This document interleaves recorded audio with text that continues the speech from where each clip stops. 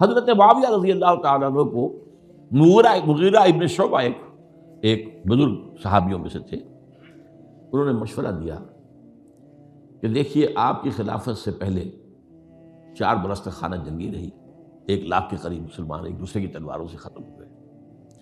اب اگر وہ زمانہ گزر گیا، کبار صحابہ تو فوت ہو چکے، بڑے صحابہ تو گئے، اب تو یہ 9 مسلم جو فتح کے بعد ایمان لائے یا اس کے بعد ایمان لائے جبکہ سورہ توبہ کی آیات نازل ہو گئی، اب تو یہ لوگ، یا پھر اب نئے لوگ جو مفتوحہ علاقے میں ایمان لا رہے ہیں، مسلمان ہو رہے ہیں۔ لہٰذا اب وہ جو مسلمانوں کا ایک نظام خلافت راشدہ کا تھا، اگر اس کے پیچھے کسی مضبوط قبیلے کی طاقت نہ ہو تو وہ مرکزیت قائم نہیں رکھ سکے گا، لہٰذا آپ یزید کو اپنا ولی عہد مقرر کر دیں۔ حضرت معاویہ کچھ رہے متردد، لیکن بعد میں ان کی سمجھ میں یہ بات آ گئی۔ یہاں یہ نوٹ کر لیجئے کہ میں یا آپ حضرت معاویہ کے فیصلے سے اختلاف کر سکتے ہیں، ان کی نیت پر حملہ نہیں کر سکتے، وہ صحابی ہیں، الصحابۃ کلھم عدول، ان کی نیت یہی تھی، مسئلہ سمجھی اس میں کہ وہی امن جو ہے وہ برقرار رہے۔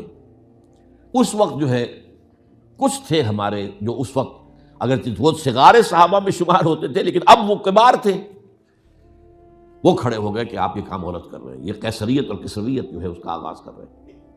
اور یہ کون لوگ تھے؟ اب دیکھیے ترتیب: ابو بکر کے بیٹے عبد الرحمن، عمر کے بیٹے عبداللہ ابن عمر، عباس کے بیٹے عبداللہ ابن عباس، زبیر کے بیٹے عبداللہ ابن زبیر، علی کے بیٹے حضرت حسین۔ حضرت حسن فوت ہو چکے تھے کیونکہ یہ عین وسط میں ہوا واقعہ، 20 سال کے درمیان 10 سال حضرت معاویہ کی حکومت کو شروع ہوئے، 10 سال ہو چکے تھے۔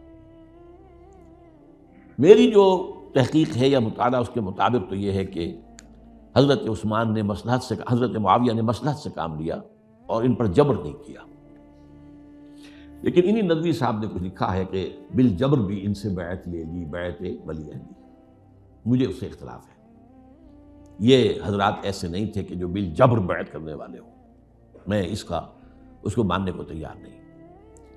بہرحال یہ میرے نزدیک حضرت معاویہ نے جبر نہیں کیا، زبردستی نہیں کی، لیکن جب حضرت معاویہ کا انتقال ہو گیا، اب جو ہے معاملہ یہ پیدا ہو گیا کہ آپ بیعت کریں نہ کریں تو پھر جو ہے باغی شمار ہوں گے۔ عبد الرحمن ابن ابو بکر رضی اللہ تعالی عنہما وہ فوت ہو چکے تھے، اب 4 رہ گئے تھے، عبداللہ ابن عمر، عبداللہ ابن عباس، یہ دونوں تھے جو عمر میں بڑے تھے، عبداللہ ابن زبیر اور حسین ابن علی رضی اللہ تعالی عنہ۔ ان چاروں نے کہا کہ کام غلط ہوا ہے یہ، لیکن اس کے بعد ایک تفریق ہو گئی۔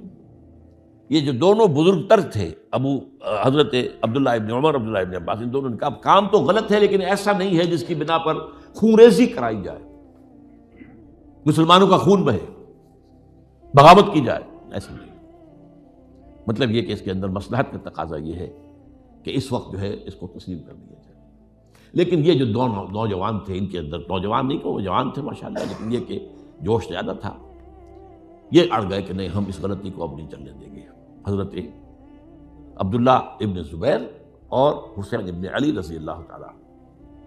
اب دیکھیے اصل فیصلہ کی بات کیا ہوئی۔ ان دونوں حضرات میں ایک اختلاف ہو گیا۔ حضرت عبداللہ ابن زبیر کا کہنا یہ تھا کہ یہی مقیم رہی ہے مکے میں، اور یہیں سے جو ریزسٹنس موومنٹ ہے وہ شروع کی جائے بنو امیہ کی حکومت کے خلاف۔ ادھر سے کوفیوں کے خطوط چلے آ رہے تھے حضرت حسین رضی اللہ تعالیٰ عنہ، آپ آئیے، ہم آپ سے بیعت کریں گے۔ حضرت حسین نے اپنے بھائی، چچا داد بھائی مسلم بن عقیل کو بھیجا، ان کے ہاتھ پر 10-12 ہزار کوفیوں نے بیعت کر دی حضرت حسین کے لیے، اور ان کے خطوط کے جو ہے وہ تو پورے کے پورے تھیلے تھے حضرت حسین کے پاس۔ اس سے پھر حضرت حسین نے سفر کیا۔ ادھر یہ ہوا کہ یزید کی طرف سے عبید اللہ ابن زیاد جو ہے گورنر بن کر آیا، اس نے جو تشدد کیا کوفیوں پر، سب نے بیعت توڑ دی، اور حضرت مسلم بن عقیل جو ہے ان کو شہید کر دیا۔ یہ خبر پہنچی ہے حضرت حسین کو، آپ ابھی درمیان میں تھے سفر کے، آپ نے مناسب سمجھا کہ میں واپس لوٹ جاؤں، لیکن حضرت مسلم بن عقیل کے بیٹے کھڑے ہو گئے کہ اب ہم قصاص لیے، ہمارا باپ شہید کیا گیا، قصاص لیے بغیر تو نہیں جائیں گے۔ اور یہ مروت کے خلاف تھا حضرت حسین کی کہ وہ ان کو چھوڑ دیتے۔ یہ وجہ ہے کہ وہ حادثہ پیش آیا، اور اس میں بھی اصل وجہ میں بتاتا ہوں، وقت جو ہے ختم ہو گیا ہے۔ وہ یہ ہے کہ حضرت حسین نے جب وہ لشکر تھا کوفیوں کا، کوفی تو آئے تھے نا، وہی کوفی جنہوں نے بیعت کی تھی، وہی بیعت توڑنے والے تھے، وہی لشکر میں آئے تھے حضرت حسین کے خلاف۔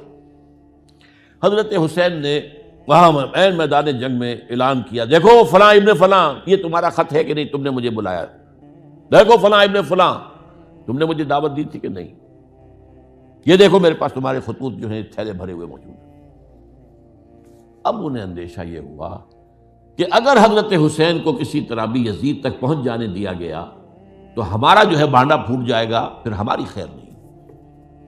ورنہ حضرت حسین نے کہا تھا، دیکھو یا مجھے واپس جانے دو، یا مجھے سرحدوں کی طرف جانے دو، میں کفار کے ساتھ جہاد کرتے ہوئے اپنی زندگی صرف کر دوں گا، یا مجھے یزید کے پاس جانے دو، میں اس کے ساتھ اپنا معاملہ کر لوں گا۔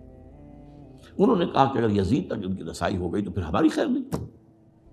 تو انہوں نے نہ صرف یہ کہ شہید کیا، وہی کوفی، وہی بنو تمیم کے لوگ، وہی اکھڑ، انہوں نے نہ صرف یہ کہ شہید کیا بلکہ پھر خیموں کو آگ لگائی۔ کیوں لگائی؟ تاکہ وہ جو ڈاکومنٹری پروف تھا ان کے خلاف وہ ختم ہو جائے، ورنہ آگ لگانے کی کیا ضرورت تھی؟ انہوں نے اور تو کچھ نہیں کیا، یعنی وہ کام تو نہیں کیا کہ جو کسی مفتوح کے ساتھ کیا جاتا ہے۔ حضرت حسین کے بیٹے بیمار تھے، حضرت علی بن حسین زین العابدین رحمۃ اللہ علیہ، انہیں شہید تو نہیں کیا۔ جو خواتین تھیں جو ان کی کوئی بے حرمتی نہیں کی۔ یہ نہیں کہا کہ اب یہ تو جیسے کہ خوارج کہتے تھے کہ جو مسلمان کافر ہو گئے ہیں، مسلمان ہیں، ان کے نزدیک کافر ہیں، ان کی بیویاں بھی حلال ہیں ہم پر، وہ تو کنیزیں ہیں، پھر فیصلہ یہ تو نہیں کیا۔